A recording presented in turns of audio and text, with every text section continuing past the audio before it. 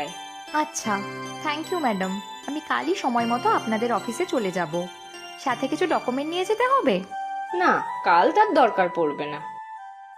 কিরে, কে ফোন করলো? কিছু হয়েছে? হ্যাঁ মা, ওই একটা কোম্পানিতে অ্যাপ্লাই করেছিলাম, সেখান থেকেই কল করেছিল ইন্টারভিউ দেওয়ার জন্য। যাব কাল ওখানে। বাহ, ভালো।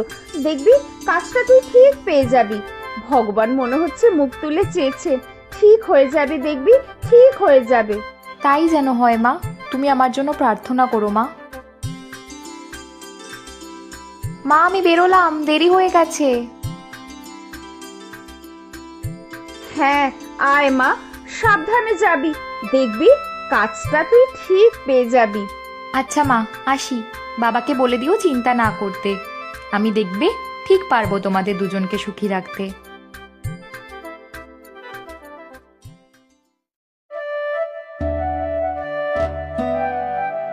এই যে শুনছো, ওঠো, অনেক বেলা হয়ে গেছে, ওষুধ খেতে হবে তো।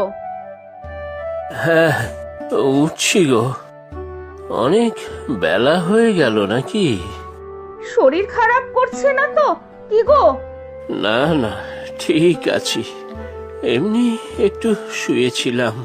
তা মেয়ে কোথাও বেরোলো বুঝি? হ্যাঁ, ওই কোন একটা কোম্পানিতে ইন্টারভিউ এর জন্য ডেকেছে, সেখানেই গেছে। আচ্ছা আচ্ছা। আর শোনো না, আমি আমার দোকানের মালিকের সাথে কাল কথা বলেছি। মালিক বলেছেন আমি পুরোপুরি সুস্থ হওয়ার পর আবার কাজে যোগ দিতে পারবো।